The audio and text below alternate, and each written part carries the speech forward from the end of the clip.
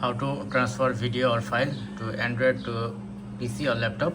Connect your phone with your laptop or PC, and you can see it's charging. Open your control menu, then you can see this kind of interface.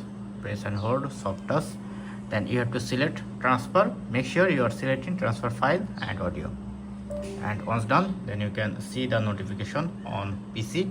Now go back to my PC,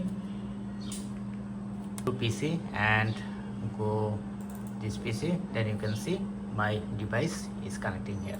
Open your device, internal device. Now here you can see the DCIM.